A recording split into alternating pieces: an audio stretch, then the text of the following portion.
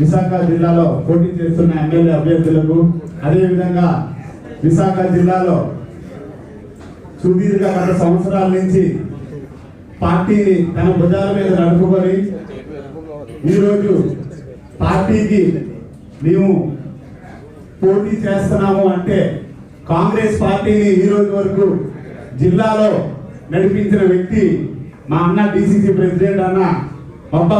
నేను Visakha south constituency నుంచి పోటీ చేస్తున్నాను. నేను ఒక సాధారణమైన మత్స్యకారు కుటుంబం నుంచి వచ్చిన వ్యక్తి. మా నాన్నగారు కూడా ఆటో డ్రైవర్ కింద 40 సంవత్సరాలు ఆటో డ్రైవర్ కింద పనిచేసి మమ్మల్ని చదివించి ఆ రోజు వైఎస్ రాజశేఖర రెడ్డి గారు ప్రవేశపెట్టిన ఫీజు రియంబర్స్మెంట్ వల్ల చదువుకొని నేను కానీ నా భార్య కానీ చదువుకొని ఈరోజు ఈ స్థాయికి వచ్చి ఈరోజు 135 ఏళ్ల చరిత్ర గల 75 సంవత్సరాల సుదీర్ఘ పరిపాలన అందించిన బడుగు బలహీన వర్గాలకు ముస్లిం రిజర్వేషన్ 4% చేసినటువంటి గర్వంగా చెప్తున్నాను. కాంగ్రెస్ పార్టీ నుంచి పోటీ చేస్తున్నందుకు చాలా నాకు గర్వకారణంగా ఉంది. రెండే సామాజిక వర్గాలు ఉన్నట్టు మిగతా సామాజిక వర్గాలు లేనట్టు పార్టీలన్నీ కూడా అధికార పక్షం కానీ పాలక పక్షం కానీ పువ్వు గుర్తు పక్షం ఏదైనప్పటికీ కూడా రెండు కూడా పువ్వు గుర్తు పక్షం. ఈ రెండు పక్షాలు కలిసి నా మీద దాడి చేస్తే వీళ్ళంతా కూడా మిగతా సామాజిక వర్గాలు చూస్తూ ఊరుకోరు. ఒక బలహీన సామాజిక వర్గాల నుంచి నన్ను ఆదరిస్తారు. తప్పనిసరిగా నేను ఆరిలావా ఈ ఏదైతే స్పెషల్ మ్యాన్ కమ్యూనిటీస్ ఉన్నాడో ఇవన్నీ వాటిల్లో కూడా ప్రతి మనిషికి కూడా నేను సుపరిచితుడిని. నేను చెప్పబోయేది ఏంటంటే అభివృద్ధికి మారుపేరు అనేటువంటి ఈ ఈస్ట్ కాన్స్టిట్యున్సీలో ప్రతి కార్యక్రమం మీద నాకు పూర్తి అవగాహన ఉన్నది కాబట్టి నేను ప్రజలకి అత్యంత చేరువుగా ముందుగా హనుమంతవాడ దగ్గర ఉన్నటువంటి ఫ్లైఓవర్ ని నేను దాన్ని ఇమీడియట్ గా అధికారం కనుక ప్రజలు నాకు ఇస్తే దాన్ని ముందు పరిష్కరిస్తానని తెలియజేస్తూ జిల్లా నుంచి తెచ్చిన బొత్స ఝాన్సీ గారు కానీ ఈ రోజు భరత్ గారు కానీ ఈ రోజు లోకల్ గా ఉన్న వ్యక్తిగా మన సత్యారావు ఇవ్వడం జరిగింది. అలాగే అప్పుడు ఇక్కడ ఉన్న కాంగ్రెస్ అభ్యర్థులు ప్రతి ఒక్కరు ప్రజలతో ఉన్న వ్యక్తులు, ఏదో కొత్తగా ఈ రోజు వచ్చి వెళ్ళిపోయిన వ్యక్తులు మాత్రం కాదు. ప్రతి నిత్యం కూడా అధికారం ఉన్నా లేకపోయినా ప్రజలతో ఉండి కాంగ్రెస్ పార్టీకి ప్రజల కోసం, ఒక కాంగ్రెస్ పార్టీకే కాకుండా ప్రజల కోసం ప్రజల కష్టాలకు పాలు పంచుకున్న వ్యక్తులుగా ఇక్కడ ఉన్న వ్యక్తులందరూ కూడా ఉన్నారు. కాబట్టి దయించి విశాఖపట్నంలోనే ఒక మొట్టమొదటిసారిగా అందరినీ గెలిపించి రాహుల్ గాంధీ గిఫ్ట్ ఇవ్వాలని మనమందరం కూడా కలిసికట్టుగా పనిచేయాలని మేము మనందరినీ కోరుతున్నాం. ఇప్పటి వరకు భీమిలి నియోజకవర్గంలో వ్యక్తులందరూ స్థానికేతరులు మాత్రమే. ఇప్పుడు భీమిలి నాయకులు ఇప్పుడు వైసీపీ అవనండి, టీడీపీ అవనండి, అందరూ అక్కడ భీమిలి ప్రాంతానికి సంబంధించిన వ్యక్తులు కాదు. నేనైతే నిజంగా కాంగ్రెస్ ని రుణపడి ఉన్నా. ఎందుకంటే కాంగ్రెస్ ఇవాళ టికెట్ ఇచ్చిందంటే కేవలం లోకల్ వ్యక్తులకు మాత్రం ఇచ్చింది. నేను అదే ఊర్లో పుట్టి పెరిగి అక్కడే చదువుకున్నా, అక్కడే నా బిజినెస్ అక్కడే, నేను అక్కడే సేవా కార్యక్రమాలు అక్కడే చేసేవాడిని. అందరికీ నేను మ్యాక్సిమం ఉన్నాం ఇక్కడ మిత్రులు, ప్రెస్ మిత్రులందరికీ తెలిసిన వ్యక్తినే. ఎందుకంటే నేను చెప్తున్నా, ఇవాళ నాన్ లోకల్ పీపుల్ వచ్చి ఇవాళ రాజకీయం చేసి వాళ్ళు అభివృద్ధి చెందుతున్నారు, కానీ లోకల్ సమస్యల మీద కానీ ఆ ప్రాంత అభివృద్ధి కానీ ఎవరు తోడ్పడలేదు. పోరాట కమిటీ నాయకులతో 3.5 సంవత్సరాలు అది ఒక సినిమా లాగా కాకుండా ఒక ఉద్యమ చిత్రంగా, ఒక కళాఖండంగా, ఒక గ్రంథంగా నిర్మించాం.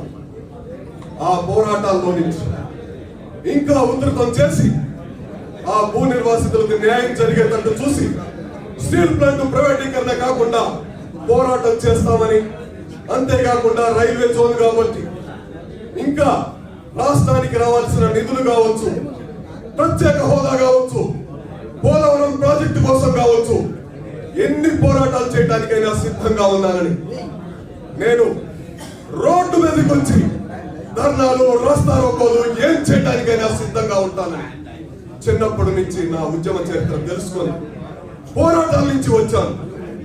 యువజన కాంగ్రెస్ నాయకుడిగా పనిచేశాను, విద్యార్థి ఎన్ఎస్ఐ నాయకుడిగా పనిచేశాను. స్వయంగా తెలుగుసేన పార్టీ అనే పార్టీని స్థాపించి ఢిల్లీ నడుముతున్న జంతర్ మంతర్ రోడ్లో వందలాది మందితోటి విశాఖ స్టీల్ ప్లాంట్ ప్రైవేటీకరణ కావుందని ఎన్నో పోరాటాలు చేశారు. రాహుల్ గాంధీ గారి నాయకత్వం, వర్గే గారి నాయకత్వం. Thank you. చూడు ఓకే.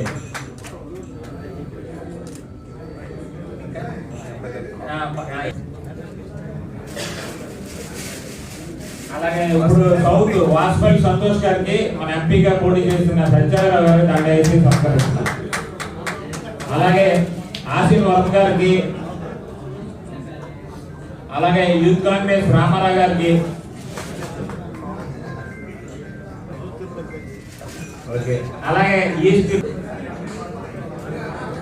మంత్రిగా పనిచేసి సత్యారావు గారిని ఎంపీగా మిగతా ఎమ్మెల్యేలు కూడా గెలిపించాలనే ప్రతి అన్నగారికి మరియు ఈరోజు రంజాన్ పండుగ జరుపుకుంటున్నట్టు ముస్లిం సోదరులకి, జ్యోతిరావు పూలే గారి జయంతిని జరుపుతున్న పెద్దలకి నా హృదయపూర్వక నమస్కారాలు.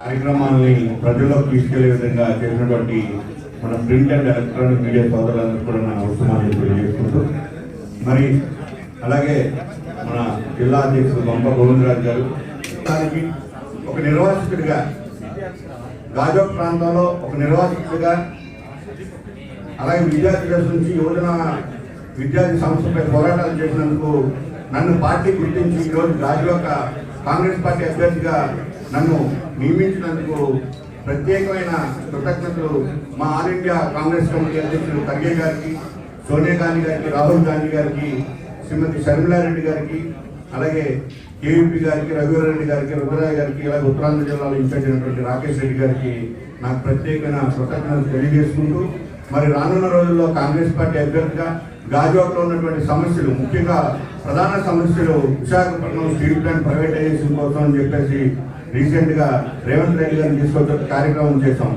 మరి గతంలో ఒక పాదయాత్ర చేశాం. అలాగే గంగవరం పోర్ట్ ఇష్యూ అవనివ్వండి, అలాగే కాలుష్యం అవనివ్వండి, లేకపోతే హౌస్ కమిటీ అవనివ్వండి, ఇలాంటి చాలా చాలా సమస్యలపైన మేము ప్రజల దృష్టికి తీసుకెళ్ళి వారందరినీ కూడా మేము రిక్వెస్ట్ చేసి మేము కాంగ్రెస్ పార్టీ కోసం ఓటును అభ్యర్థించి మేము కాంగ్రెస్ పార్టీ గెలుచుకోవడానికి కృషి చేస్తామని చెప్పి తెలియజేస్తున్నాం. సిబిఐని పక్కన పెట్టుకున్నారు, అన్ని ప్రభుత్వ సంస్థలు గుర్తులో పెట్టుకొని ఇవాళ మరి బీజేపీ పార్టీ ఏ విధంగా ఎన్డీఏ కూటమి ఏ విధంగా దుర్మార్గం చేస్తాం మనం చూస్తా ఉన్నాం. అటువంటి పార్టీ గురించి చెప్పడంతో పాటు తెలుగుదేశం పార్టీ, వైఎస్ఆర్ కాంగ్రెస్ పార్టీ ఇంటికి పంపించకపోతే ఈ రాష్ట్ర సంపదతో పాటు కేవలం పప్పు పిల్లలుగా ఈ రాష్ట్రాన్ని తాకట్టు పెట్టడానికి, అప్పులు పాలు చేయడానికి రెండు పార్టీల 10 ఏళ్ళు మన పరిపాలన చూసాం. మనం ఏ రకంగా సంపద కూడగడతారో చెప్పలేని పరిస్థితుల్లో జగన్మోహన్ రెడ్డి గారు, చంద్రబాబు నాయుడు గారు ఉన్నారు.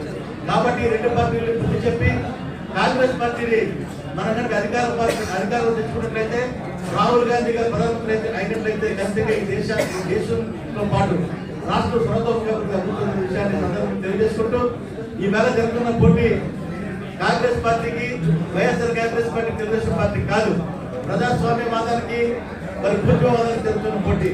కేవలం డబ్బుంటే టికెట్ ఇచ్చే పార్టీలు తెలుగుదేశం పార్టీ, బీజేపీ, వైఎస్ఆర్ కాంగ్రెస్ పార్టీలు. కానీ ఈవేళ కష్టపడి సామాజిక బాధ్యత గుర్తిరిగి ఒక బీసీ కులానికి పెద్దపేట వేసి ఎవరైతే రిజర్వ్ సంఘం పోరాటం చేస్తారో అటువంటి వారికి పెట్టడం జరిగింది. కాబట్టి నేను మిమ్మల్ని పాత్రికేయ సోదరులు దీని వెంటనే ప్రజల వద్దకు తీసుకెళ్ళాలి, మీ మీద గుర్తారని బాధ్యత ఉంది. నిజమైన ప్రజాస్వామ్యం అందరూ కూడా కాంగ్రెస్ పార్టీ గతంలో డాక్టర్ వైఎస్ రాజశేఖర నేతృత్వంలో ఏ విధంగా సంక్షేమాన్ని అభివృద్ధి చేసిందో ఆ రకమైన పరిపాలన అందించగలిగే నాయకురాలు ఇవాళ శ్రీమతి షర్మిలారెడ్డి గారు ప్రశ్నించే గొంతు కోసం మిమ్మల్ని అభ్యర్థిస్తున్నాం. కాబట్టి